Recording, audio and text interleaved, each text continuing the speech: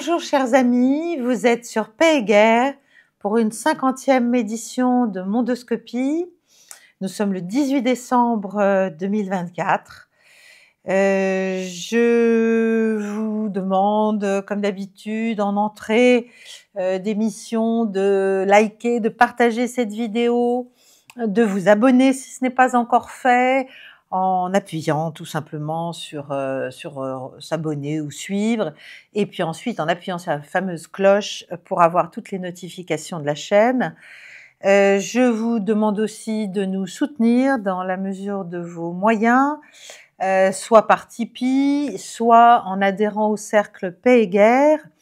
Et si vous adhérez au cercle Paix et Guerre, pour l'instant en tant que fan, notamment, vous avez accès à des contenus exclusifs que je fais en plus, que je crée en plus, qui sont agrémentés de cartes, qui sont qui sont consacrés à des points spécifiques. Et il y en a beaucoup à traiter, à vrai dire. Donc je fais au mieux. En tout cas, voilà, si vous pouvez nous soutenir, c'est formidable. Et si vous pouvez rejoindre le cercle pour qu'on soit vraiment très nombreux, parce que quand nous serons très nombreux, c'est-à-dire à peu près le double de ce que nous sommes aujourd'hui, eh bien, je vais pouvoir faire des entretiens que j'appelle des entretiens très particuliers, mais je ne peux pas les faire tant qu'on n'est pas assez nombreux. En fait, voilà, c'est tout simple. Bon.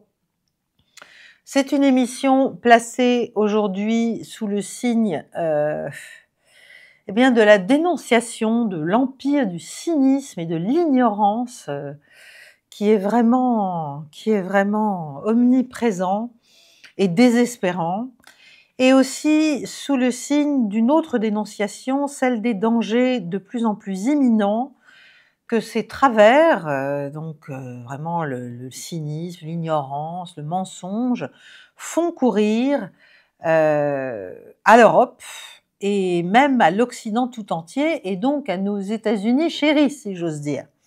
Donc quand même, il faut vraiment prendre conscience de ce qui se passe.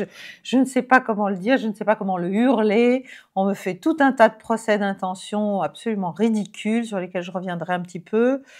Mais franchement, voilà, ça devient très très grave, très urgent, très important ce qui se passe, et très inquiétant. 2 points principaux ce soir. Le premier, qui sera plus long que le second, sera consacré justement à la situation sur le front ukrainien, mais au sens large, hein, bien sûr, donc avec la Russie, avec les États-Unis, avec le reste du monde. Et le second, ce sera un petit point sur ce qui se passe en Syrie, et notamment sur ce qui pourrait bien être à moyen terme une victoire à la Pyrrhus de la Turquie, d'Erdogan, qui s'est engagé dans cette aventure et qui aujourd'hui, situation n'est pas si simple et pourrait bien se compliquer pour les Turcs. Alors, premier point, Russie-Ukraine. Donc, situation toujours extrêmement tendue militairement, au détriment de Kiev, comme vous le savez, comme je le dis, comme d'autres le disent depuis des années. Bon. Quant à l'incursion ukrainienne dans l'oblast de Koursk, qui devait tout changer, qui devait mettre l'Ukraine en position de force pour négocier avec Vladimir Poutine, etc., eh bien, ça se passe à peu près comme prévu. Ça prend du temps, évidemment, parce qu'on met tellement de renforts et tellement de gens pour continuer à pousser cette incursion, que ça prend beaucoup plus de temps aux Russes, évidemment, qu'initialement possible. Mais en tout cas, ce qui est clair, c'est que ça se passe mal pour les Ukrainiens, qui en sont quand même à 42 000 morts. Je ne sais pas si vous mesurez ce que ça veut dire, 42 000 morts, juste pour la zone de Koursk. Qui ont en plus perdu à peu près la moitié du terrain qu'ils avaient initialement conquis.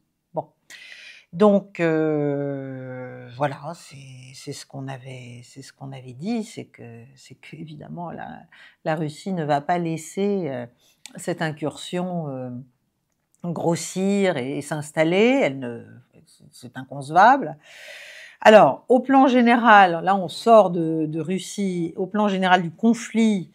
Les sources les plus fiables parlent quand même désormais ouvertement de plus d'1 million de morts et de blessés graves côté ukrainien, Alors, le problème, c'est pas un mince problème, c'est que ce bilan tragique est complètement délirant, complètement fou, complètement inutile, complètement... Voilà, là, si on n'a pas une démonstration de cynisme occidental, je sais pas ce qu'il faut, à quoi ça sert. Enfin, en tout cas, ce million de morts, là, ça ne semble pas avoir atteint de l'autre côté de l'Atlantique le nouveau président américain Trump, qui est lui clairement désinformé. Parce que je pense pas qu'il mente, si vous voulez. Il est désinformé.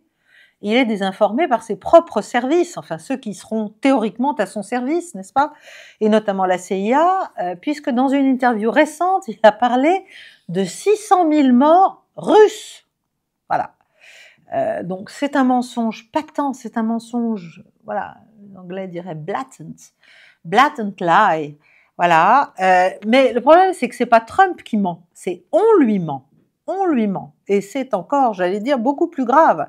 Ça rappelle d'ailleurs 2016, au moment où il entrait en fonction pour la première fois, premier mandat, où là aussi, il avait commencé à recevoir les briefings de la CIA, etc.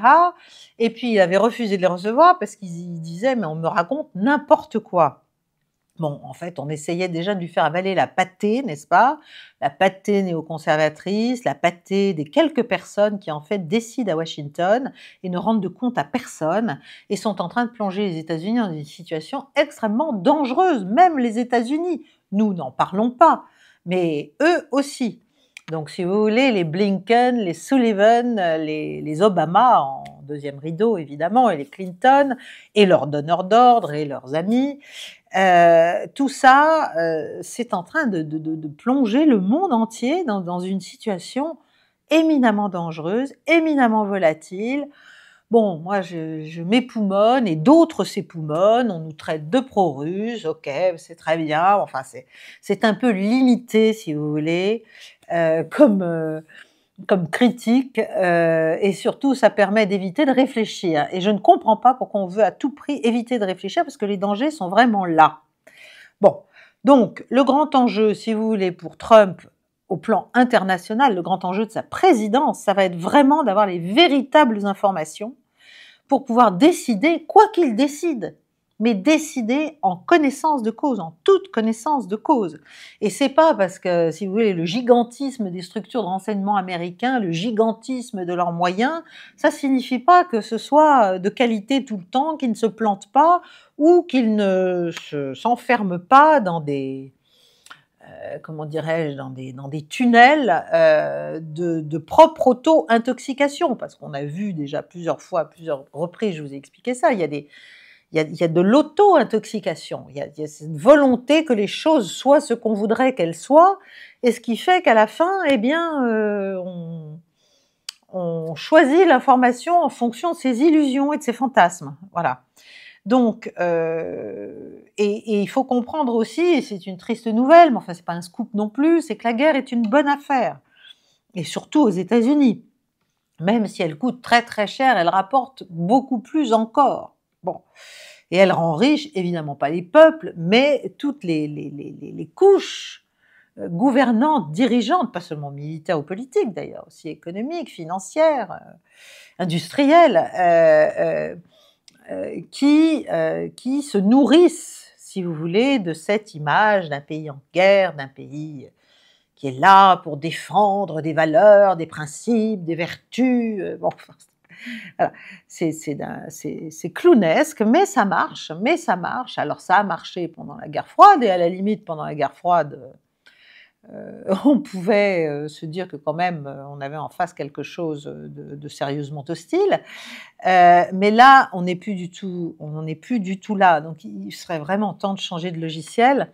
En tout cas, donc la guerre rapporte, et donc personne, à vrai dire, du côté occidental ne recherche la paix, la stabilité, l'équilibre, et je ne vous parle même pas de la légalité ou de la légitimité. Alors là, tout ça, c'est instrumental, c'est cosmétique, et ça ne vise qu'à masquer des préoccupations infiniment plus prosaïques et une détermination à utiliser tous les moyens nécessaires. Et vraiment, en Ukraine, on voit que on va de plus en plus loin dans tous les moyens nécessaires.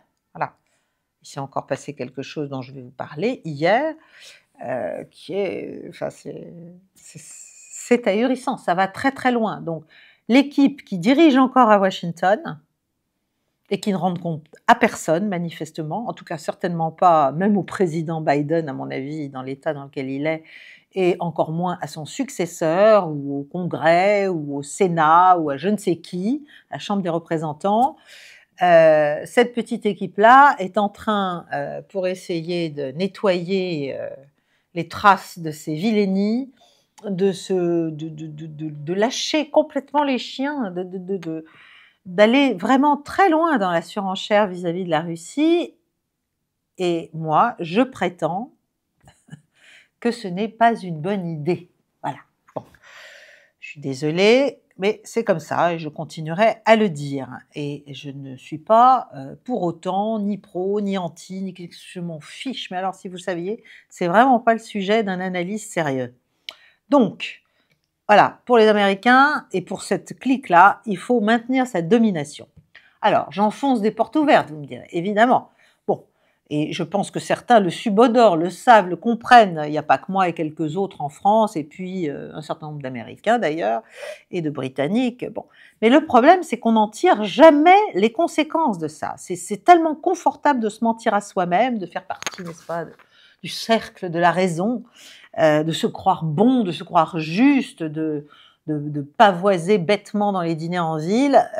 Donc on vit bon gré, mal gré, mais souvent on est content de faire ce qu'il faut pour, de vivre dans le mensonge en fait, de vivre dans une croyance dans la légitimité de notre interventionnisme occidental, qui est quand même la source d'une grande partie des malheurs du monde tel qu'il est aujourd'hui. Il faut quand même le reconnaître. Il faut retomber sur terre, il faut renouer avec un minimum d'honnêteté intellectuelle.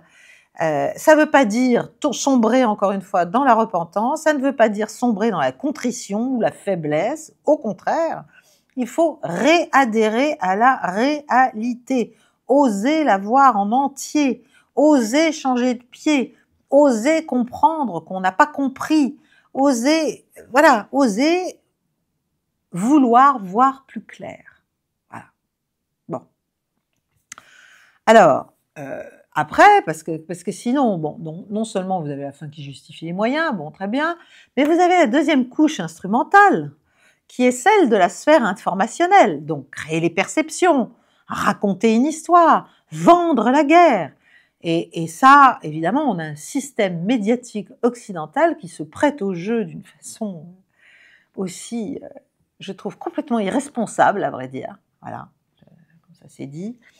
Parce qu'on est dans une situation objectivement dangereuse.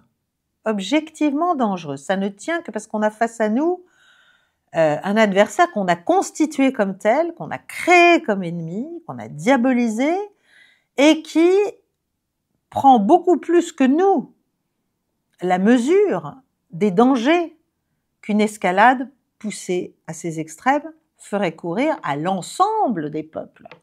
Pas seulement le sien, pas seulement les nôtres, tous. Voilà. Bon, ça s'appelle un engrenage. Donc, voilà, on a donc les peuples, bon, bah, ils sont pas coupables, les peuples, ils se font laver le cerveau et ils ont souvent une vague conscience de quand même un danger ou d'incohérence ou de choses qui ne vont pas dans l'attitude des dirigeants. Et puis les dirigeants qui assument, et ils sont tout le temps en train de dire on assume, j'assume mes actes, j'assume mes décisions. Voilà, ça s'entend partout dans plein de pays. Mais ils assument quoi en fait?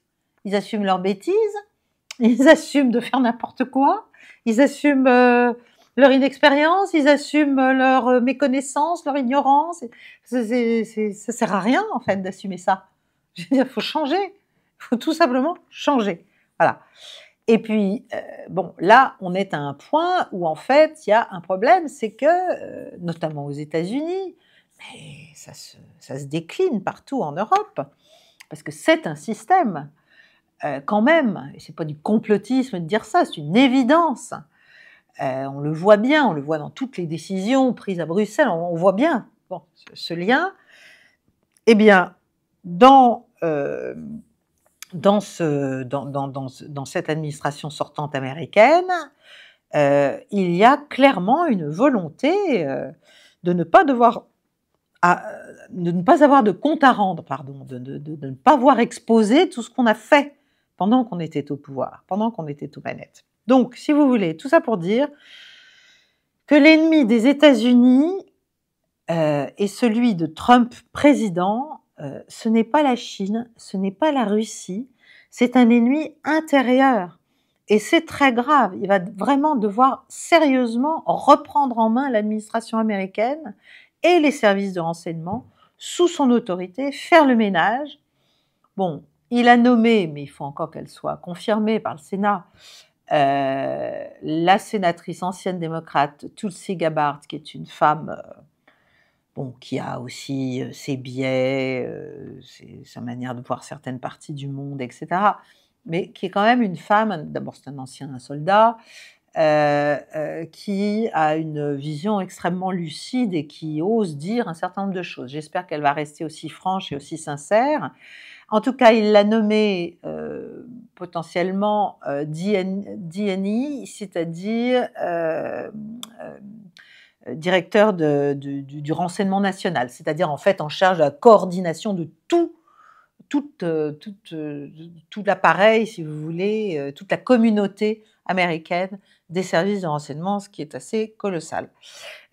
Donc, et c'est elle qui va murmurer à l'oreille du cheval, si j'ose dire, enfin en tout cas du président des États-Unis, de Trump, très directement. C'est quand même un de ses premiers conseillers, parce que justement, elle est censée faire la coordination, avoir toutes les sources, orienter, etc., etc. Donc il faut, moi j'espère beaucoup qu'elle va pouvoir lui donner les véritables informations.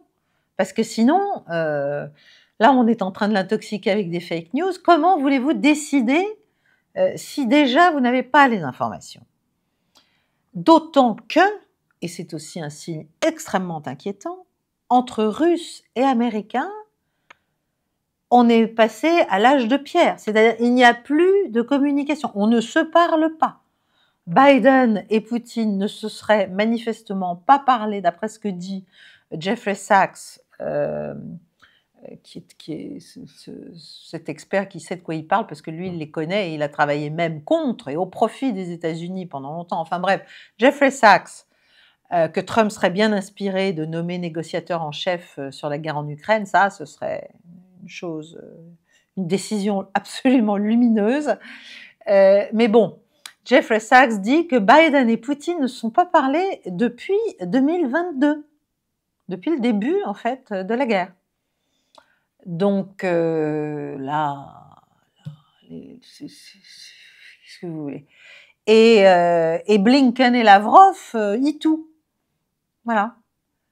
Donc, on est fou. Je veux dire, au moment de la crise des missiles de Cuba, on se parlait. Voilà. On se parlait pour justement éviter les malentendus. Bon. Donc, il suffit pas d'avoir simplement un petit système automatique où quand un missile est lancé, on prévient que c'est pas un missile comme ci, que c'est pas un missile comme ça. Bon, très bien, ça c'est bien, mais il faut pouvoir se parler de la situation.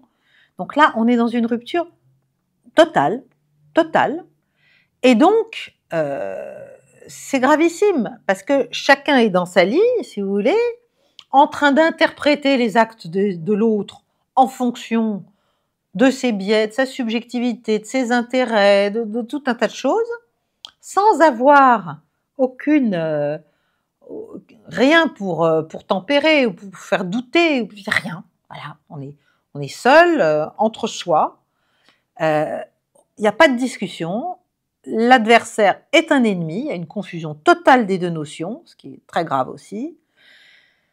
On n'a plus de distance vis-à-vis de soi-même. Et en fait, on est dans une espèce de lutte pour la survie sociale, la survie professionnelle, la survie politique, bien sûr, de toute une clique qui s'est enfermée sur son Olympe et qui s'imagine qu'elle dirige encore le monde et que c'est encore possible et qu'il va falloir lui obéir et que ça va marcher.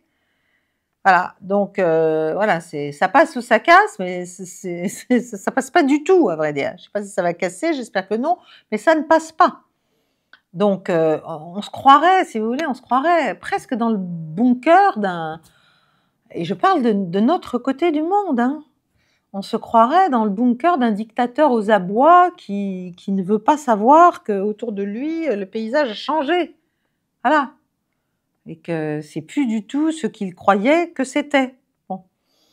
Et que la guerre est, entre guillemets, il faut passer à autre chose. C'est fini. Voilà.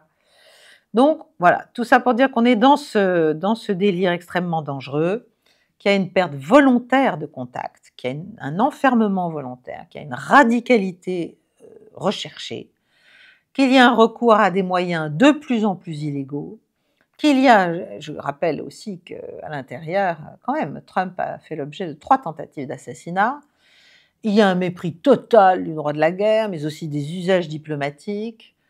Bon, moi, c'est vrai, j'ai toujours tendance à surestimer un peu la rationalité des acteurs du jeu international, parce que j'ai du mal à les penser quand même carrément idiots ou complètement bornés, ignorants, inaccessibles à un quelconque raisonnement. C'est quand même difficile de se dire ça. Bon, mais là, quand même, on se demande, par qui sommes-nous gouvernés? Est-ce que ces gens ont bien compris la situation dans laquelle nous nous trouvons, objectivement, militairement, sécuritairement, en France, en Europe, et bien sûr aux États-Unis? Donc il y a plus de bon sens, il y a plus de lucidité, il y a un refus de s'informer, un refus de faire marche arrière. Non, parce qu'on est tellement vaniteux, n'est-ce pas? On ne peut pas faire marche arrière, on a raison.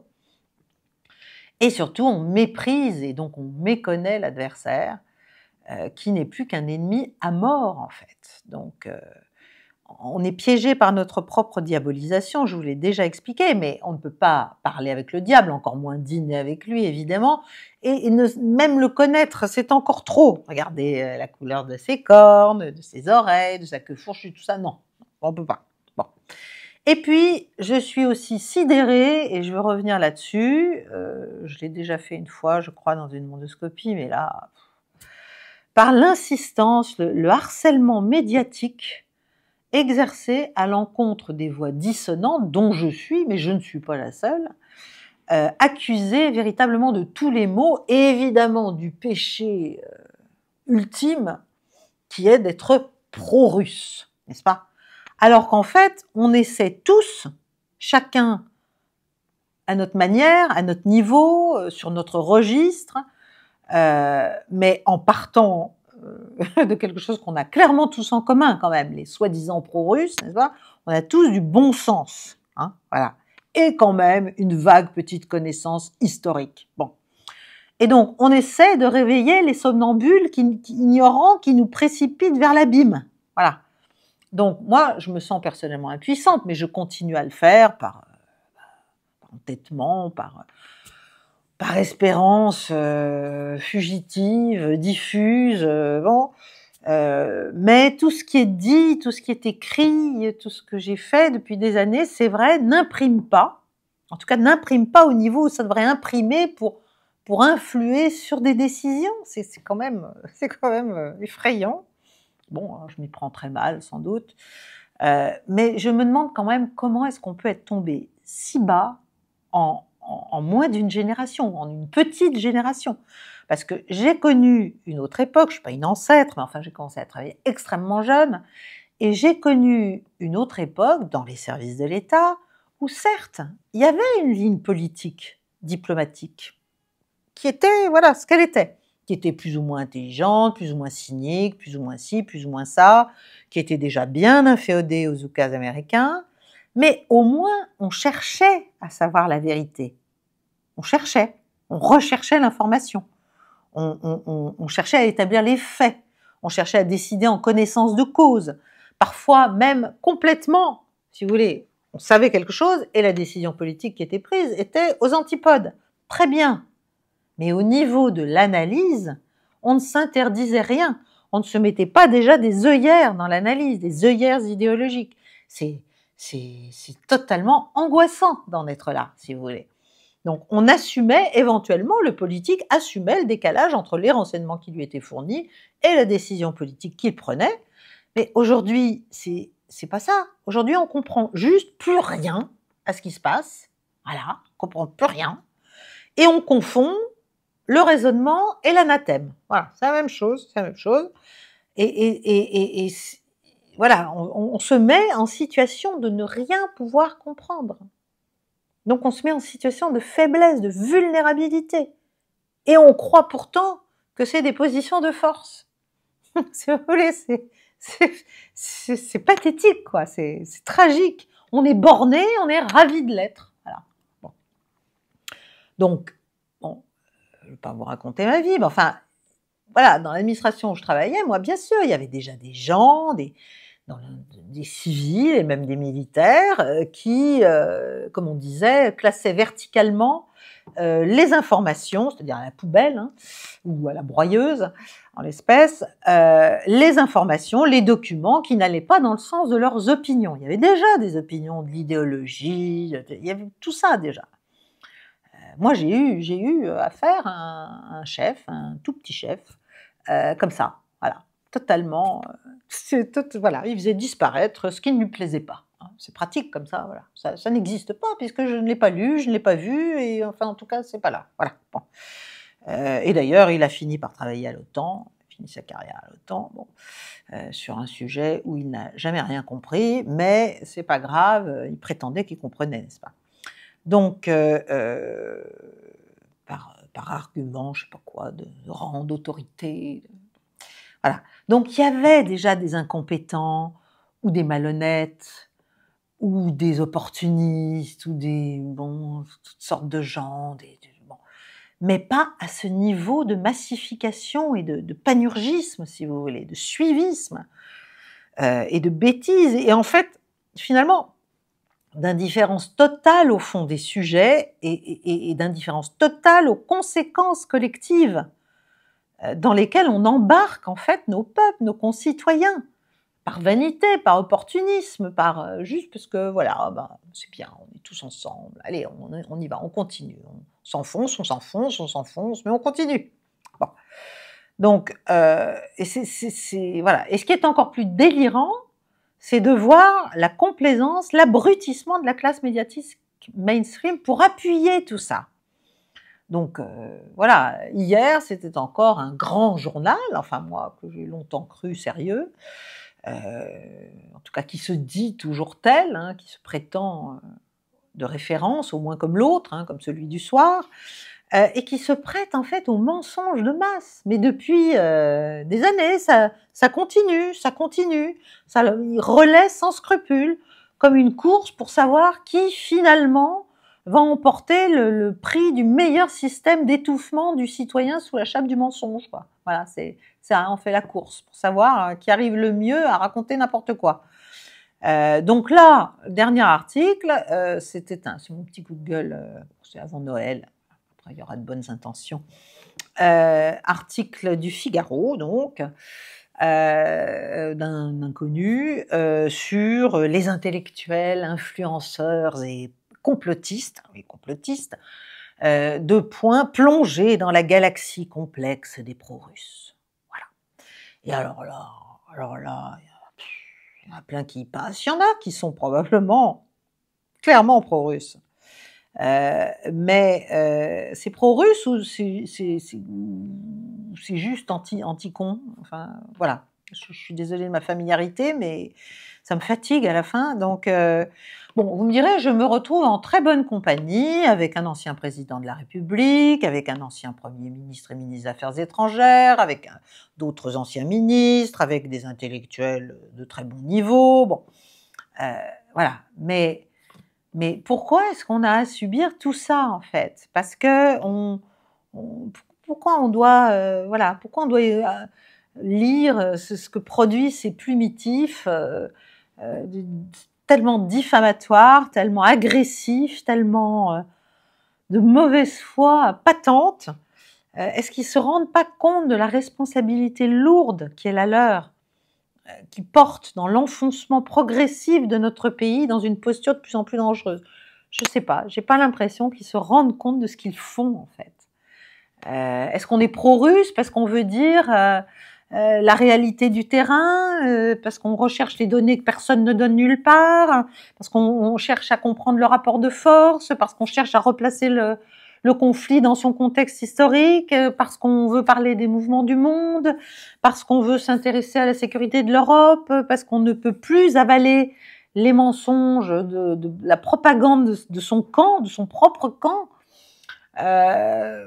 Voilà, qu'est-ce qu'on veut faire à la fin? Est-ce que l'objectif, c'est pas de faire à la fin de nous tous de véritables et indécrottables moutons de Panurge? Parfois, vraiment, je me le demande.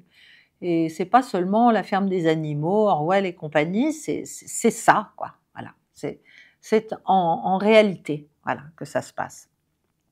Et je me pose toujours la même question, parce qu'en fait, c'est la même question, et je sais que je suis pas toute seule à me la poser devant tant d'imbécilité.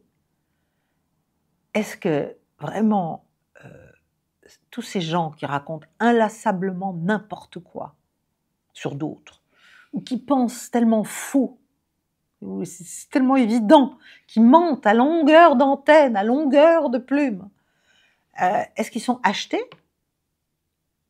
Donc, est-ce que ce sont des agents, finalement, plus ou moins conscients d'ailleurs d'être des agents, bon, de leur inféodation, ou bien est-ce qu'ils sont convaincus de ce qu'ils racontent? Et là, c'est encore pire, si vous voulez, c'est presque pire. Parce que les agents, au moins, on les identifie, on les fait tomber.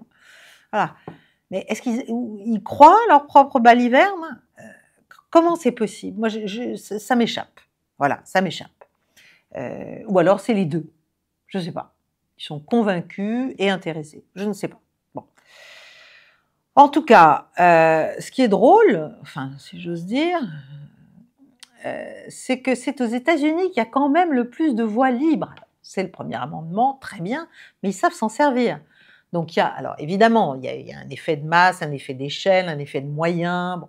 Mais il y a quand même beaucoup d'anciens des services secrets américains, ou du département d'État, ou du Pentagone, qui parlent, et qui disent tout à fait autre chose que ce qu'on nous raconte ici, bien sûr. Et qui parlent tous les jours, hein. C'est pas comme moi, une fois de temps en temps, depuis voilà, un petit endroit, etc. C'est clair, c'est de plus en plus structuré, parce qu'ils essaient de faire entendre aussi à leurs concitoyens et au monde, puisqu'ils parlent en anglais, donc c'est plus facile, une vérité, et surtout de faire prendre conscience du danger. Voilà, c'est ça que je voudrais faire, moi. Voilà. Donc, très bien, on peut continuer à me diffamer, mais si vous voulez, je ne peux pas ne pas le faire. Voilà. Donc, c'est... Et ils ne sont pas non plus pro-russes, anti-russes, ils sont tous patriotes américains, ça c'est clair. Ils sont dégoûtés parce qu'ils ont pu voir, expérimenter, ou même les choses auxquelles ils ont pu participer en tant qu'Américains dans le système. Voilà, mais ils le font plutôt par patriotisme, si vous voulez, par amour de leur pays, par amour aussi de la vérité, parce qu'ils peuvent plus participer à ça. Bon, voilà, je suis désolée, c'est une très longue digression, mais je pense que c'était nécessaire. Alors j'en reviens à l'Ukraine. Donc l'enjeu pour Trump va être très lourd, et il est clair que, s'agissant de l'Ukraine, l'administration sortante veut vraiment coincer Trump dans une guerre d'où il ne pourra pas sortir, après le 20 janvier, si vous voulez. Donc il y a une escalade là qui continue, qui se poursuit, escalader la situation et déclencher la guerre avant le 20 janvier. Alors, d'abord quelques petits faits qui vous n'avez peut-être pas entendu parler. L'OTAN a officiellement pris le relais des États-Unis pour la coordination de l'aide militaire et des fournitures d'armement à l'Ukraine. C'est Reuters qui le dit, hein, c'est pas moi. Donc, c'est clair, c'est une claire volonté de l'administration sortante, qui a donc transmis la patate chaude, si vous voulez, à l'OTAN. Bon, c'est toujours eux qui dirigent, c'est toujours les Américains qui dirigent, mais enfin, ça n'est plus ni le Congrès, ni le Sénat, ni rien. Bon, le mécanisme d'aide peut demeurer et ne sera pas interrompu, sauf si Trump prenait des décisions très lourdes vis-à-vis de l'OTAN. Et donc, on peut continuer à donner des armes, des hommes d'ailleurs aussi, du conseil, de la formation, de l'entraînement, etc., aux Ukrainiens, sans que le nouveau président, en fait, ne puisse véritablement s'y opposer. Vous voyez, ça va quand même très très loin. Donc moi, je pense que comme c'est Sachs aussi qui a dit ça, mais je suis entièrement d'accord avec lui. Évidemment, Biden est toujours officiellement président, même si, bon, voilà, il est dans l'état dans lequel il est, et ça aide bien, ça sert bien en fait tous les autres autour, hein, qui en profitent pour se garer, voilà, prendre des dispositions les concernant eux, et notamment leur impunité possible, mais peut-être que Trump pourrait quand même dire qu'au nom des intérêts supérieurs des États-Unis, le président Biden ne peut plus prendre de décisions risquant de mettre en danger la sécurité des États-Unis encore davantage. Je parle là, après la décision sur les armes de moyenne et longue portée, enfin sur le territoire russe. Je parle bien sûr des dernières allocations budgétaires qui ont été données pour encore donner de l'argent à l'Ukraine. Je pense aussi que Trump doit faire très attention à sa vie parce qu'il est de plus en plus clair que sa volonté de purger des structures d'État corrompues, en fait, fait peur, fait très très peur évidemment, hein, aux intéressés, et qu'on cherchera très certainement de nouveau à le faire taire. Bon, moi je serais lui, si j'avais un conseil à donner, si on me demandait un conseil à donner au président américain, évidemment, ce serait de nommer Jeffrey Sachs, donc qui est ce professeur de Columbia, qui a beaucoup travaillé avec les Russes sous Gorbatchev et sous Yeltsin, donc à la pire période, bien avant Poutine, et au profit des intérêts américains, d'ailleurs, à l'époque. Donc il connaît tout par le menu, mais voilà, je pense que c'est à partir de Nord Stream qu'il a dit non, là c'est trop dangereux et c'est trop. Et il a commencé à parler clair, à parler vrai. Et ça ferait un remarquable émissaire spécial du président américain en charge des négociations. Bon. Enfin, voilà. Je donne ça comme ça. Il faut aussi quitter cette idée complètement irréaliste et de plus en plus irréaliste, parce que plus on monte dans l'escalade, nous, de notre côté, plus évidemment les Russes, moins les Russes ont envie d'un gel. Ils n'en avaient pas envie déjà, ils savent qu'ils sont en position de force, donc ils n'ont aucun intérêt à geler la ligne de front. Ils savent bien que ce ne sera qu'un répit militaire pour Kiev, ils savent bien qu'il y aurait dans l'idée américaine, dans le rêve américain et zelenskien, une force d'interposition, enfin de maintien de la paix, si vous voulez, maintien du cessez-le-feu, qui serait composé de pays de l'OTAN. Donc c'est une manière de faire rentrer officiellement l'OTAN ou l'UE, même les forces de l'UE, mais dont les pays sont membres de l'OTAN pour beaucoup, sur le territoire ukrainien, donc niet, voilà, bon, ça c'est clair, c'est bon. De toute façon, Lavrov, ministre des Affaires étrangères russe, a rappelé les principales conditions pour la paix. Récemment, là, il y a quelques jours, donc neutralisation stratégique de l'Ukraine, donc l'Ukraine n'appartient à aucune alliance, hein. Retrait de toutes les forces et troupes, et gens étrangers du territoire ukrainien, et bien sûr, du point de vue russe, conservation des gains concernant les 4 oblasts et la Crimée. Bon. Donc partir du réel, si vous voulez, pas commencer à s'imaginer qu'on faisait comme s'il n'y avait pas eu la guerre depuis 3 ans bientôt. Voilà. Le problème, c'est que plus on s'enfonce dans le silence, dans l'incommunication, dans le déni du réel, dans l'escalade, dans la montée des pressions, dans tout ce qu'on fait, en fait, plus Vladimir Poutine, qui est très tempérant, et qui essaie de donner sa chance à une possible négociation sérieuse, bien sûr, avec Trump. Mais déjà pour ça, il faudrait qu'il y ait les bons chiffres. Eh bien, plus Vladimir Poutine est, entre guillemets, affaibli. Mais il n'est pas affaibli comme on voudrait l'affaiblir, c'est-à-dire au profit de forces démocratiques qui voudraient échapper à cette épouvantable dictature qu'est la Russie, etc., etc., etc. Bon, là, on nage en plein délire aussi, mais enfin bon. Voilà. C'est son aile droite qui se renforce. Et c'est son aile droite qui est bien plus dure que lui, qui lui dit, bon, maintenant, ça suffit, là, il faut régler leur compte au pouvoir de régler son compte au pouvoir de Kiev, mettre un bon coup, arrêter cette guerre, aller vite, voilà, ça suffit, on a trop attendu, on a fait ça, bon, petit pas après petit pas, mais bon, ils comprennent rien en face, donc voilà. Donc il y a tout un courant, c'est ça qu'il faut bien mesurer.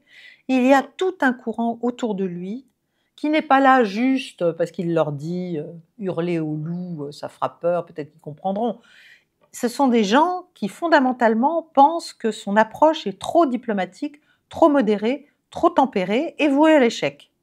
Et qui donc considèrent que la sécurité de la Russie doit conduire à prendre certaines mesures de démonstration de force qui, ils l'espèrent, c'est leur raisonnement encore une fois, eh bien rétablirait une forme de dissuasion et ferait en sorte que l'Occident s'arrête, juste s'arrête. Voilà. Bon, on en est là. Donc, c'est quand même très important. Et ces gens-là, qu'est-ce qu'ils disent? Ils disent il faut reprendre Odessa, ils disent il faut reprendre Kharkov, ils disent il faut avancer beaucoup plus fort sur la ligne de front centrale. Enfin, il faut récupérer, là, en finir vraiment avec le Donbass. Bon. Et voilà, il faut descendre au sud et prendre le nord aussi. Donc, c'est une vision militairement beaucoup plus extensive, si vous voulez, des ambitions russes, qui au départ ne sont pas du tout celles-là. Mais à force de tout faire pour, bon, on se met dans une situation qu'on devrait éviter, évidemment. Et donc, Poutine, là, a fait 2 discours. Il en a fait un devant une espèce de collège élargi du ministère de la Défense russe, c'est-à-dire toute la Strasse, là, tous les très hauts gradés, les très hauts responsables, etc. Enfin, ça fait beaucoup de monde. Hein, bon. Donc, il a rappelé que la Russie est en bonne posture sur la SMO, sur l'opération militaire spéciale, pardon, qu'elle a l'initiative stratégique sur tout le front, qu'elle a libéré 89 localités rien que cette année. Il a félicité tout le monde, il a félicité les familles, il a très lourdement insisté d'ailleurs sur l'aspect soutien aux familles, reconnaissance de la patrie, mais reconnaissance concrète, sonnante et trébuchante, et aide aussi aux familles de soldats, ceux qui ne sont pas morts ou ceux qui ne sont pas très blessés. Si vous voulez, il y a un volet social qui est très habilement et concrètement et massivement pris en compte, et en tout cas il le dit, il l'explique, c'est-à-dire, c'est un peu tout l'inverse de ce qui est fait en Ukraine, c'est-à-dire on s'occupe des soldats qui défendent la patrie, et on s'occupe des familles des soldats qui défendent la patrie et qui tombent pour la patrie. Voilà. Il a rappelé que il y avait à peu près, je crois, 1000 volontaires jour. Oui, c'est ça, puisque moi j'avais le chiffre de 30 000, 25 à 30 000 mois, donc c'est ça, 1000 volontaires jour. Qu'il allait développer évidemment les forces stratégiques et non stratégiques, parce que il était clair, et de plus en plus clair, que les États-Unis voulaient déployer des missiles de moyenne portée en Allemagne, et que de toute façon la menace était de plus en plus claire venant de l'Occident. Alors bon, on sait que le chancelier Scholz vient de tomber, enfin va tomber là, et qu'il va être remplacé par quelqu'un de beaucoup plus jusqu'au-boutiste que lui, parce que lui, il avait quand même essayé depuis longtemps d'empêcher notamment l'envoi de missiles taurus, d'empêcher l'envoi de troupes. Bon, il était beaucoup plus circonspect vis-à-vis de la Russie. Là, le précédent, là, le successeur, Merz, ça risque de repartir en avant. Et là, on ne peut pas exclure qu'il y ait des réactions russes. Il a aussi rappelé, Poutine, qu'il allait produire l'Oreshnik, le fameux système d'armes, là, le missile hypersonique de moyenne portée, en série, qu'il allait en mettre en service en Biélorussie. Voilà, il a rappelé l'adaptabilité, enfin bref, il a fait le bilan de tout ce qu'il trouvait de formidable et de tout ce qu'il y avait encore à faire d'ailleurs dans les forces armées russes. Bref, et il a beaucoup appuyé sur cette dimension sociale, en fait, qui est fondamentale aussi, et qui est fondamentale bien sûr pour lui dans le soutien populaire à la guerre, sur lequel d'ailleurs il est revenu, etc. Bon. Mais je veux revenir, parce qu'il a fait un autre discours, une autre déclaration ce matin, je veux surtout revenir sur un événement très important qui a eu lieu hier. Je ne sais pas si on en a beaucoup parlé dans les médias français.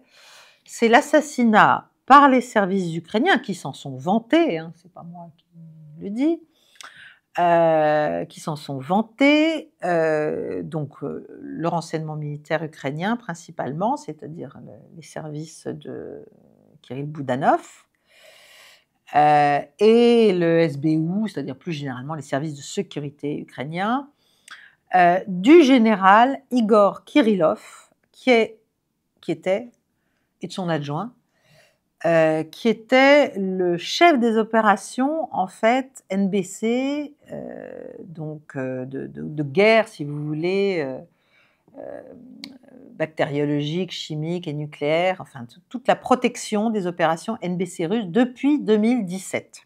Bon. Alors les Ukrainiens ont invoqué des attaques chimiques qu'auraient produites les Russes, qu'auraient fait les Russes, etc. Oui, ils ont sans doute utilisé des gaz lacrymogènes, je crois, au cours de la SMO, sur certaines opérations pour faire s'échapper, pour faire s'enfuir les soldats adverses. La bonne question, c'est un peu comme la Syrie, si vous voulez, mais pour les Russes, c'est encore évidemment plus patent. Quel intérêt aurait la Russie d'utiliser des armes chimiques alors qu'elle gagne sur le terrain, qu'elle est vouée aux gémonies, quoi qu'elle fasse, par l'Occident, et que donc c'est donné vraiment du grain à moudre aux Occidentaux pour l'accuser de tous les maux? Quel intérêt à s'exposer gratuitement, comme ça, à la vindicte occidentale? Bon, voilà. Encore une fois, je n'en sais rien, mais je pense que c'est vraiment du flanc, voilà, de la part des Ukrainiens. Alors, l'assassinat lui-même, c'est des méthodes terroristes, hein. Il y a une bombe qui a été mise sur un scooter électrique et qui a explosé au moment où Kirillov est sorti avec son adjoint, quand il est sorti je sais plus, de chez lui, je crois. Donc c'est un attentat, si vous voulez, c'est une manière, c'est des méthodes de terroristes en fait, c'est des assassinats ciblés, voilà.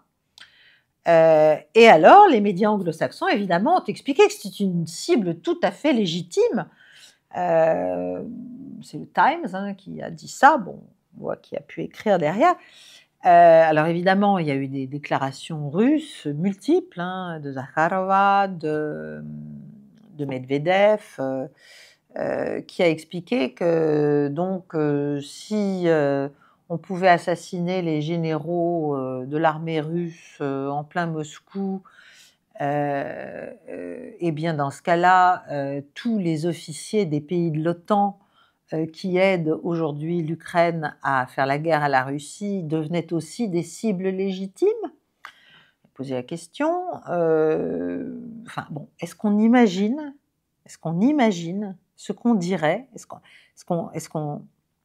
qu'on imagine comment on réagirait si les Russes assassinaient en plein Londres un responsable du MI6 ou en plein Washington, un haut gradé du Pentagone ou voilà. Non, non, mais là, c'est la Russie, donc là, bien sûr, c'est tout à fait légitime, c'est tout à fait normal, voilà.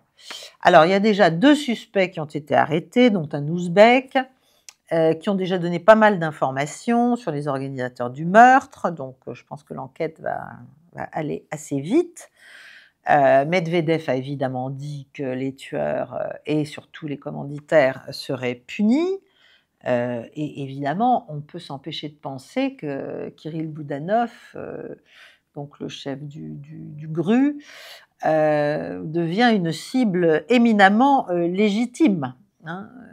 Voilà, c'est Medvedev qui le dit, mais c'est assez logique. Les gens du SBU, d'une manière générale, sont aussi mis en cause. La question, c'est est-ce que Poutine va-t-il donner dans ce genre de méthode? Parce qu'en fait, jusqu'à présent, il essaie de ne pas se comporter comme les Ukrainiens, précisément, que ce soit vis-à-vis des cibles civiles qui sont décidées par les Ukrainiens de manière très ouverte, les gens ordinaires, hein, les gens comme vous et moi, mais que ce soit aussi les assassinats, enfin, si vous voulez, c'est des méthodes terroristes, quoi. C'est des méthodes terroristes. Donc, jusqu'à présent, à ma connaissance, il y a peut-être des exceptions, il ne l'a pas décidé, en tout cas, c'est pas une politique d'État. Tandis que les Ukrainiens, ils l'ont fait. Ils l'ont fait avec Daria Dugina, ils l'ont fait avec Tatarsky, ils l'ont fait avec tout un tas de gens qu'ils ont assassinés, sous forme d'attentats terroristes, si vous voulez. Bref, je ne sais pas comment ça va évoluer, mais je pense qu'il va y avoir une réponse très dure russe à cet assassinat. Je crois que... Alors, après, les commanditaires, est-ce que c'est juste les Ukrainiens? Et pourquoi a-t-on assassiné ce général? Voilà. Parce que, à part l'avoir inculpé la veille de je sais pas quoi, d'avoir organisé des attaques chimiques, etc. Bon, ça c'est vraiment le fausse flag. Il y a une raison pour laquelle on a décidé sa mort. Bon. Même si c'est le GRU, alors est-ce que c'est le GRU tout seul? Est-ce que c'est le SBU tout seul? Bon. Mais il se trouve quand même que le général Kirillov était devenu une cible pour les services américains eux-mêmes, et bien sûr pour les zélotes ukrainiens. Mais pourquoi? Parce qu'il avait ouvertement, et depuis longtemps, démasqué et dénoncé et mis à jour et publié des informations sur les activités de guerre bactériologique américaines en Ukraine, les fameux laboratoires. Ils sont quand même au nombre, je ne sais plus le nombre, mais moi j'ai longtemps pensé 17, je ne sais pas pourquoi j'avais retenu ça, mais je pense qu'il y en a à peu près le double. Voilà. Donc, il a dénoncé l'existence de ces laboratoires, il a dénoncé tout ce qui s'y faisait, hein, donc toutes les études sur les armes bactériologiques, la dissémination, les méthodes de dissémination de virus, tout ça aux frontières de la Russie quand même. Hein. Bon, il y en avait notamment à Kiev, il y en avait notamment à Odessa, à Lvov. Bon, donc c'est un des secrets les plus chauds, les plus lourds de l'État profond américain, les biolabs en Ukraine. Et même Victoria Nuland, encore une fois, c'est pas moi qui invente, Victoria Nuland elle-même, l'artisan du coup d'État de Maïdan en grande partie, avait dû avouer au début de la SMO, de l'opération militaire spéciale, l'existence de ces laboratoires et dire qu'il fallait surtout pas que les Russes mettent la main dessus parce que ça pourrait être dangereux. Ah bon, quand les Américains, c'est pas dangereux, mais voilà. Donc il faut savoir que les recherches américaines sur la guerre bactériologique ont été très largement délocalisées pas seulement en Ukraine d'ailleurs, mais notamment en Ukraine, pour des raisons de législation américaine ne permettant pas le développement de certaines activités, etc. Et donc ils ont mis ça aux portes de la Russie. Alors il y a une cartographie, bien sûr, parce que les Russes accusent, hein. Voilà, là c'est clair, maintenant en plus c'est clair. Là, le chef de tout ça, le chef russe qui a dénoncé tout ça, qui a mis à jour tout le système, qui a récolté tous les documents, qui a dénoncé, se fait assassiner. Bon. Donc il y a des documents sur le net qui parlent de tout ça. Bon, moi je n'ose même pas le mettre en description de cette vidéo parce qu'on va encore m'accuser de tout. C'est un document d'ailleurs fait par les Russes, donc, mais qui est public, qui est pas... Voilà, ça se trouve. Donc je ne le fais pas moi-même, mais vous pouvez le retrouver sur le net. Ce ne sera pas très compliqué et c'est très éclairant. Et donc, ce que disent les Russes, c'est qu'en fait, entre Soros, Obama, Clinton, Biden, le gouvernement américain, diverses organisations non gouvernementales et bien sûr de grands laboratoires anglo-saxons pharmaceutiques, il y a des collusions et il y a un dessein commun qui est de créer des armes biologiques en Ukraine. Voilà. De les étudier, de les créer, de les expérimenter, bon, avec des cobayes, etc., etc. Donc, si vous voulez, on a quand même l'impression que cet assassinat est très très loin de tomber comme ça, là, parce que subitement, on reprocherait au général Kirillov d'avoir décidé je ne sais quoi. En revanche, Donald Trump arrive au pouvoir le 20 janvier prochain. Hunter Biden a été impliqué dans toutes ces affaires. Et d'ailleurs, son père qui vient de le gracier, l'a gracié aussi d'un certain nombre de tout ce qu'il a pu faire, en fait, comme malversation, entre le 1er décembre 2014 et le 1er décembre 2024. Donc ça couvre, ça complexifie, ça complique toute enquête potentielle américaine sur les liens de Hunter Biden et donc de son papa avec l'Ukraine. On sait qu'il travaillait pour une société ukrainienne de manière fictive, qu'il était en fait un intermédiaire. Pour un certain nombre de faits de corruption, en fait. Bon. Mais là, il y a aussi cette affaire quand même de la guerre bactériologique menée par les États-Unis en Ukraine, aux portes de la Russie. Donc le Biden fils, voilà, on va essayer de nettoyer ces connexions. Et en tout cas, c'est clair que ce que dénonçait le général Kirillov, c'est en fait ce sur quoi les Américains ne veulent surtout pas que les Russes avancent et nourrissent une procédure d'enquête, etc. Alors évidemment, il a déjà été dit que non seulement les auteurs de l'attentat seraient retrouvés et punis, mais que les Russes n'allaient pas aller poursuivre les travaux de Kirillov et de ses équipes, et au contraire, parce que voilà, il avait fait ça sans peur, il avait été extrêmement courageux. De prendre ce type de risque, mais qu'on ne laisserait pas ces travaux abandonnés et qu'il continuerait donc à être nourri, ce qui augure aussi d'un potentiel point de discussion dans les négociations de paix en Ukraine.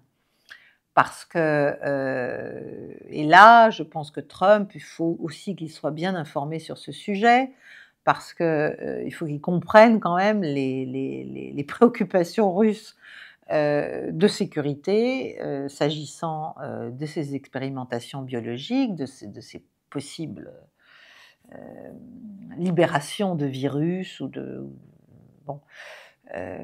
en Russie, pour pouvoir peut-être se montrer un tout petit peu plus ouvert à une discussion. En tout cas, je pense que dans le cadre d'une discussion, ça va... En fait, les Ukrainiens, en faisant ce qu'ils ont fait, j'allais dire, donnent un argument de poids à Vladimir Poutine, quelque chose d'important à discuter dans le cadre d'une négo avec Donald Trump et ses équipes. Voilà, mais ça veut dire aussi que la tension monte et que le deep state américain ne veut pas que soit découvert tout cela, plus que cela ne l'a déjà été, ou même reconnu par certains d'entre eux, comme Nuland. Donc on est dans une phase aussi vraiment très dangereuse. Et puis bien sûr, je rappelle enfin qu'il y a d'autres enjeux de la guerre en Ukraine dont on ne parle pas, mais comme vous le savez, les guerres ne se font pas ni pour des principes, ni pour des valeurs, mais pour des choses extrêmement concrètes, du gaz, du pétrole, des terres rares, tout un tas de choses, et aussi des voies de transport et je pense que je ferai un jour une clé du monde sur les liens et sur la manière dont les Occidentaux, et notamment les Britanniques, essaient d'empêcher les liens entre les routes de la soie et l'Europe. Notamment parce qu'évidemment, les routes de la soie ont pour ambition, et c'est en cours, ça se fait, d'avoir des routes terrestres qui amènent le fret rapidement, beaucoup plus rapidement que par la mer, en Europe. Donc tout l'enjeu est de complexifier ces routes terrestres. Et Kiev reste un nœud logistique extrêmement important dans ce domaine. Et c'est aussi quelque chose qu'il ne faut pas oublier quand on essaie de réfléchir aux motivations des uns et des autres pour soutenir l'Ukraine, et notamment des Britanniques. Je pense qu'il y a de très forts enjeux, surtout qu'ils ont le contrôle de beaucoup de sociétés dans ce domaine du fret et de la logistique à Kiev et ailleurs d'ailleurs. Voilà, mais ça c'est un sujet, j'allais dire à part entière, et je ne peux pas le traiter en 5 minutes, donc je l'évoque juste pour vous dire que toutes les conditions sont là, si vous voulez, pour que malheureusement le conflit perdure, voire entre dans une phase plus chaude, notamment parce que on parle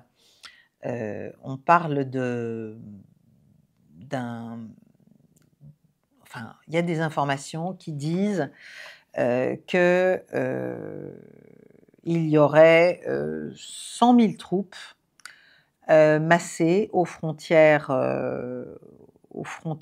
des pays baltes et de la Finlande, et aussi un certain nombre dans la zone de Bryansk.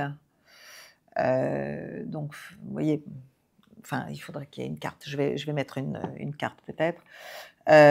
Donc, on est en train de se demander, puisque là, on voit bien que les Ukrainiens n'ont plus personne, n'ont plus rien, ça va très très mal, mais est-ce qu'on n'est pas en train, en fait, en disant cela, de voir jouer une sorte de maskirovka à l'ukrainienne, c'est-à-dire où en fait on explique qu'on n'a plus d'hommes, qu'on est à l'os, alors qu'en fait est en train de se préparer une opération importante de contre-offensive. Ça avait été évoqué à un moment donné pour le printemps prochain. Et on avait parlé déjà du recrutement de 200 000 hommes, alors par la mobilisation forcée, mais pas seulement, évidemment. Il y a des éléments étrangers, des éléments polonais, des éléments... et Zelensky fait beaucoup de gentillesse aux Polonais en ce moment. Il explique qu'il faut s'allier avec la Pologne pour mettre la Russie à terre, etc. etc. Donc ça peut prendre des formes... j'allais dire, humaine et concrète sur le territoire ukrainien, bien sûr. Donc, on est, voilà, tout ça pour terminer là-dessus, pour dire qu'on est vraiment dans cette phase de tension. D'ailleurs, les forces russes sont à certains endroits du front plutôt en pause, manifestement. Donc, soit elles sont en train, elles aussi, de se regrouper pour réavancer plus massivement, soit elles observent pour essayer de comprendre ce qui est en train de se tramer en face. Voilà, c'est très très difficile à dire. Ce qui est très simple à dire en tout cas, c'est que Zelensky ne veut absolument pas la paix. Euh, il a même dit, ce qui est quand même très drôle, c'est vraiment ironique, que Viktor Orban ne pouvait en aucun cas être un médiateur. Ben, évidemment, c'est le seul qui pourrait faire quelque chose avec Vladimir Poutine, parce qu'il n'a rien à lui apporter, parce que Poutine ne lui accorde aucune confiance, et qu'à part son sourire, on ne voit pas très bien ce qu'il apporte. Donc c'est drôle, enfin c'est drôle et c'est tragique, parce qu'on se demande ce que Zelensky, lui, pourrait bien apporter à la paix. Est-ce qu'il pense représenter quelque chose d'impressionnant pour la Russie? Trump ne l'a même pas invité à son intronisation. Il a juste dit, bah, s'il a envie de venir, qu'il vienne. Hein, voilà, donc c'est une manière de... D'abord, c'est vrai, il n'est plus légalement président, mais c'est une manière aussi de le remettre à sa place et de doucher ses expectatives, si j'ose dire. Et enfin, dernier facteur, et après je vous parle de la Syrie rapidement parce que je suis déjà très en retard.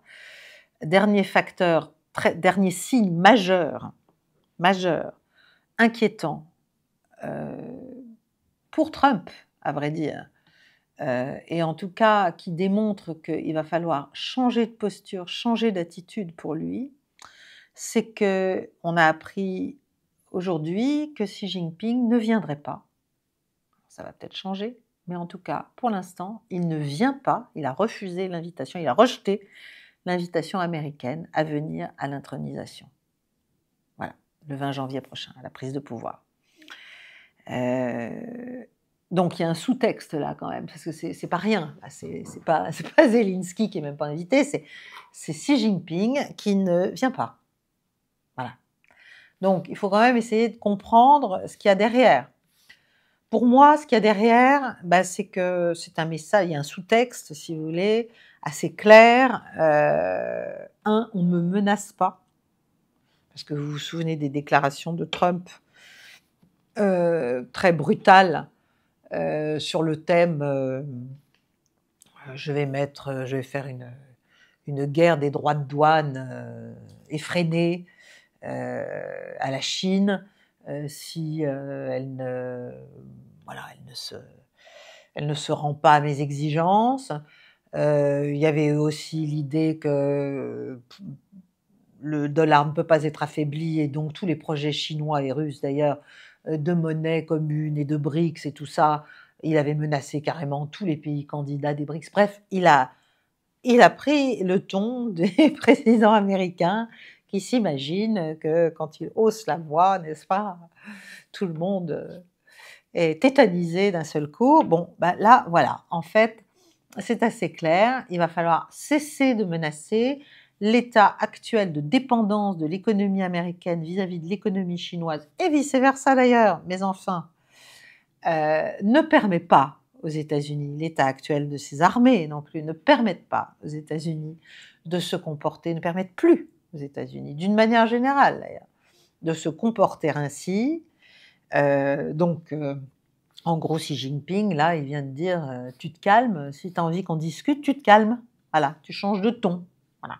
Quand même une manière de faire, d'être. Bon. Donc, fin des déclarations tonitruantes.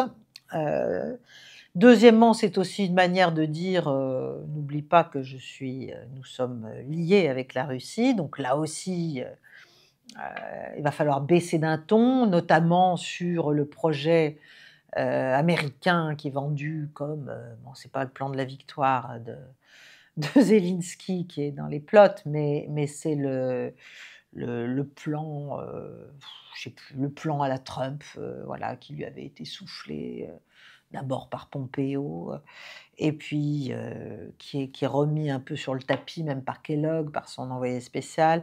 Donc c'est l'idée de ce gel, etc., et de menacer la Russie si elle n'est pas d'accord.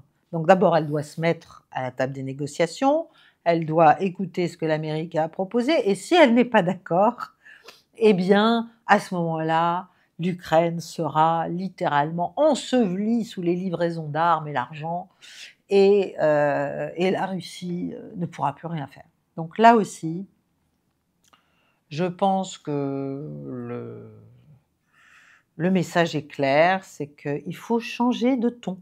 Voilà, ça ne se passe pas comme ça. Le rapport de force n'est pas celui que Donald Trump croit qu'il est. Voilà. Je pense qu'il est assez pragmatique, Trump, et qu'il va savoir déchiffrer ce genre de nouvelles et de décisions sur donc l'absence a priori pour l'instant, mais nous ne sommes que le 18 décembre, donc il y a encore un mois, tout peut changer. Je pense qu'il y a des choses qui vont changer.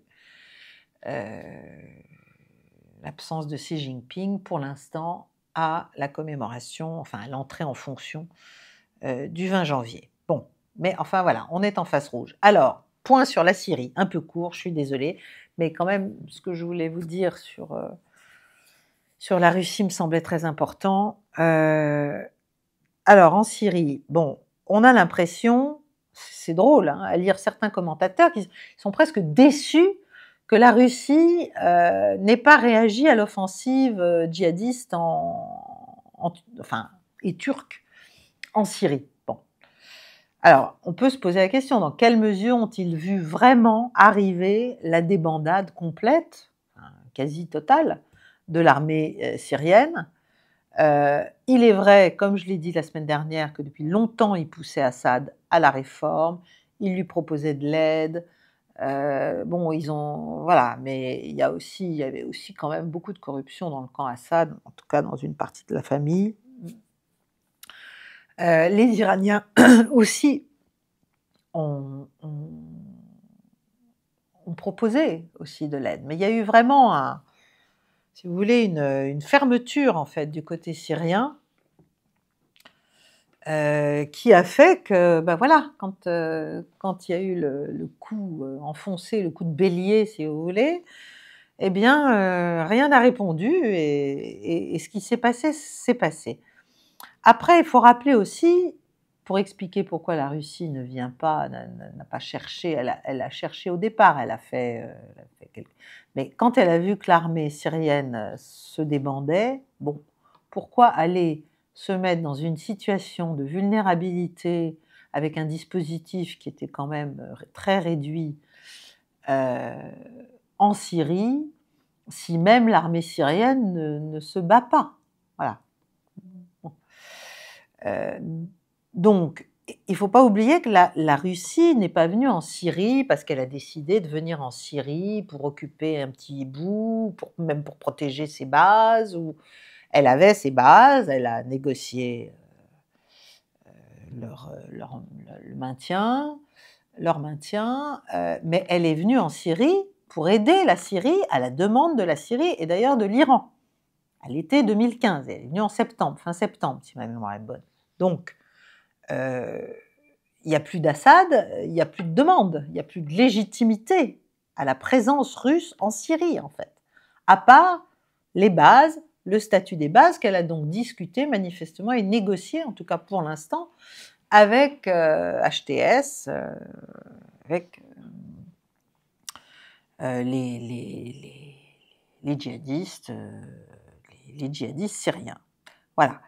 Donc, si vous voulez, en fait, ce qu'on a du mal à comprendre, c'est que les Russes n'ont pas d'approche coloniale comme nous l'avons, ou impérialiste comme nous l'avons. C'est-à-dire, ils peuvent être intéressés d'aller sur un territoire, de se rendre au secours d'un allié, d'être présents à un moment donné, etc. Mais c'est pas je vais là parce que ça me chante d'aller là, j'ai envie d'aller là, et donc que tu le veuilles ou que tu le veuilles pas, je m'installe et voilà. Ils sont venus, il y a toujours cette espèce d'approche légaliste. Alors je sais qu'on me dira qu'il n'est pas légaliste sur tout, dira Poutine, mais il y a quand même cette volonté de faire les choses dans les règles. Voilà. Ça se voit à mille et un événements.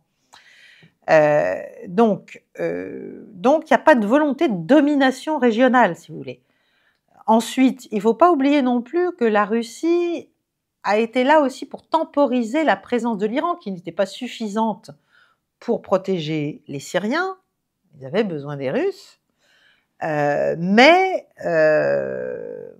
en même temps, il ne fallait pas non plus que l'Iran devienne trop puissant en Syrie.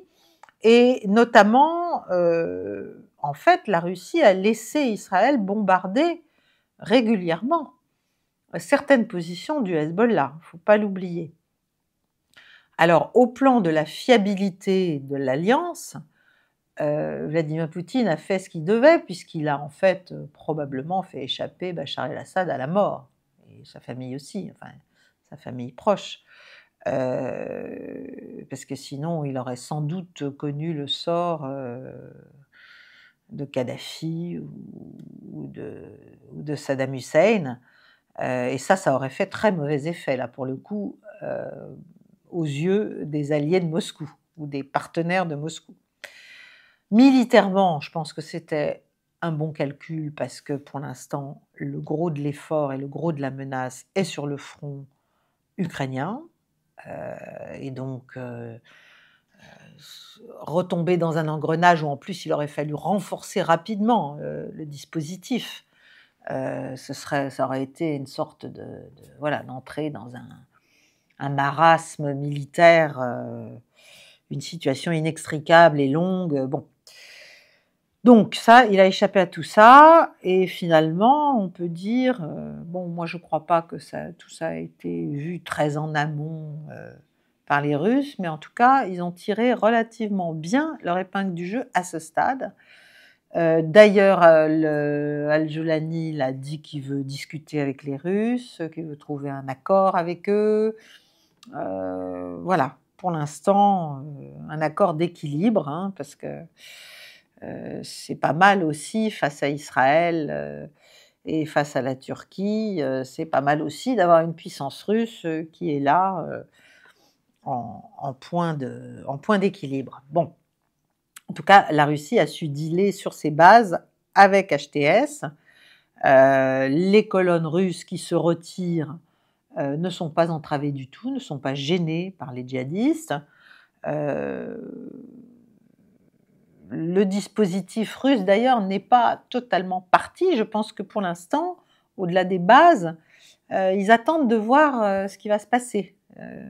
Voilà, c'est peut-être que chacun peut trouver son intérêt à maintenir une présence russe en Syrie.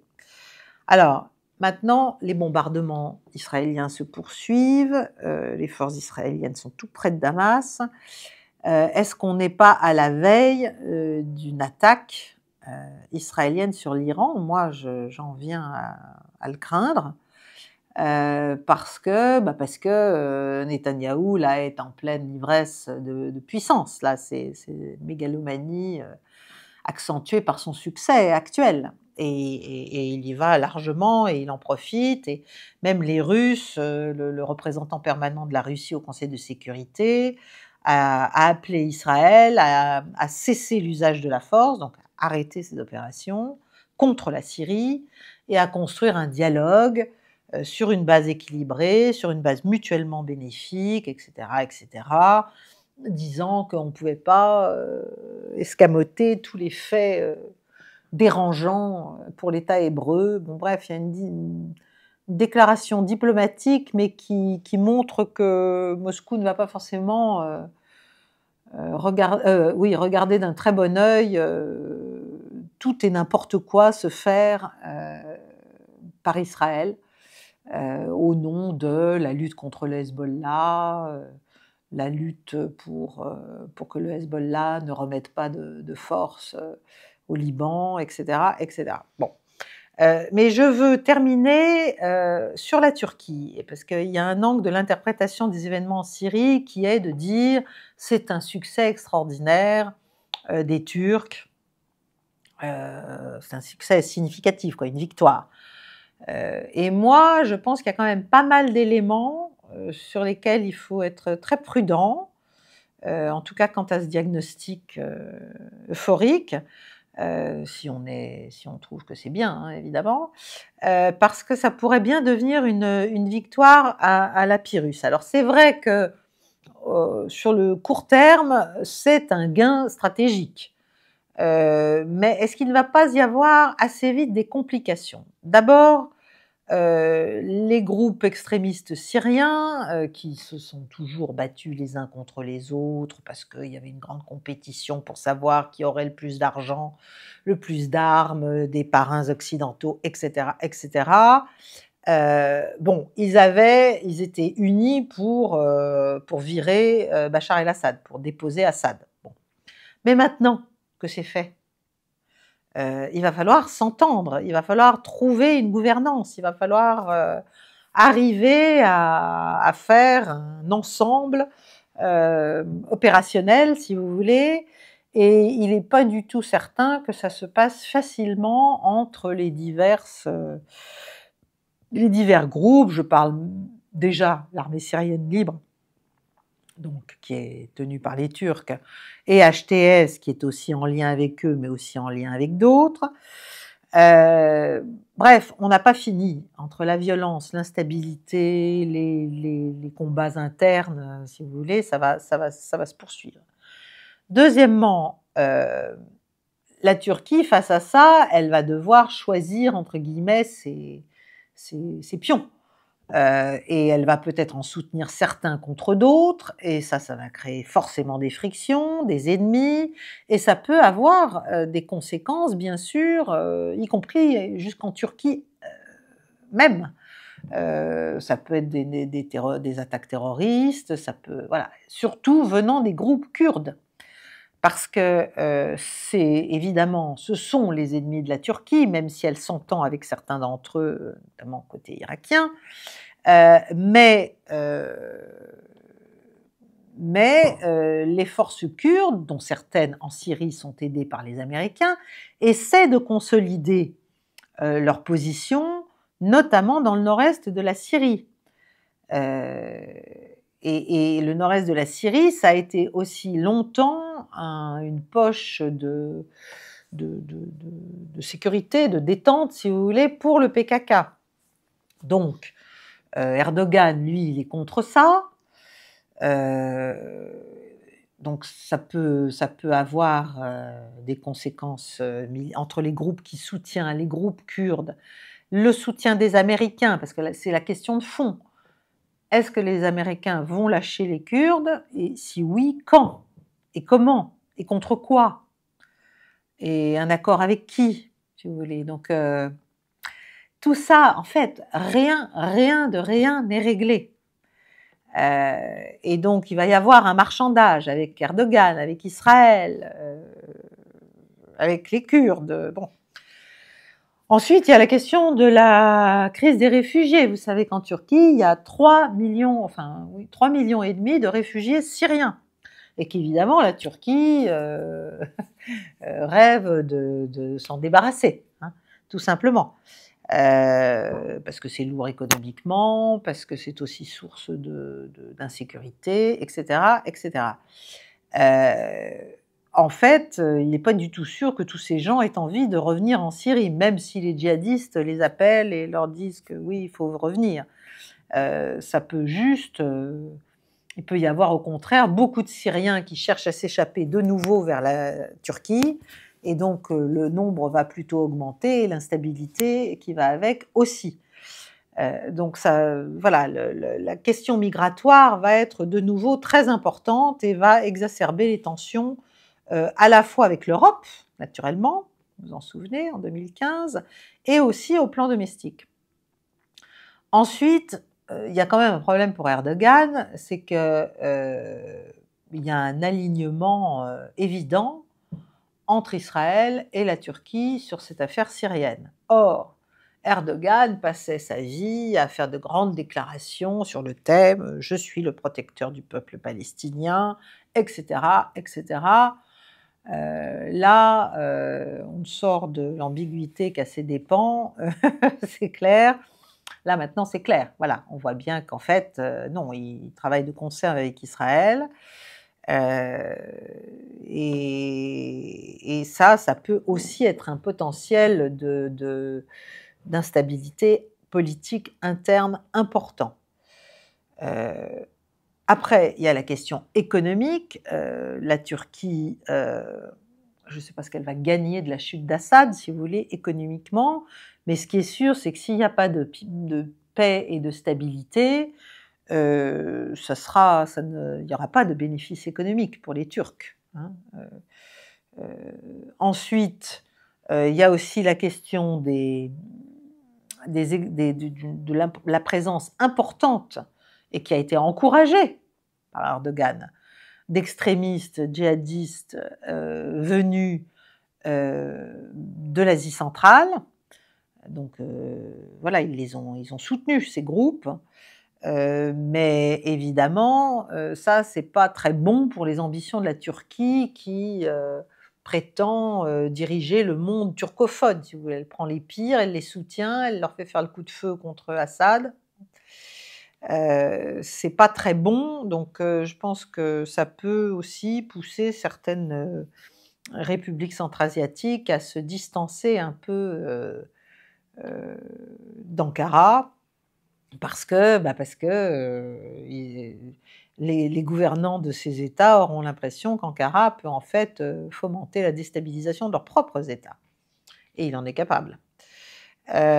Ensuite, il y a même des militants ouïghours qui ont été vus dans un certain nombre de vidéos récemment, avec des armes lourdes, etc., et qui menaçaient la Chine, qui faisaient des grandes déclarations.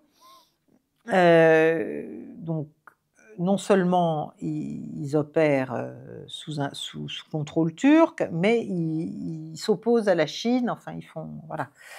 Bon, on peut penser que ça n'amusera pas forcément Pékin non plus. Et puis bien sûr, d'une manière générale, ce que vient de faire la Turquie, évidemment, est un sale coup fait à ses alliés, ou en tout cas ce qu'elle prétend être ses grands alliés, puisqu'elle prétend quand même entrer dans les BRICS, que sont la Chine et la Russie. Et ça, c'est quand même pas des puissances dont on peut se moquer, si vous voulez, surtout que la Turquie, elle dépend quand même du pétrole et du gaz russe, voilà, complètement. Et elle a besoin de la Chine pour tous les investissements pour moderniser son économie qui est en très mauvais état. Donc, il y a eu un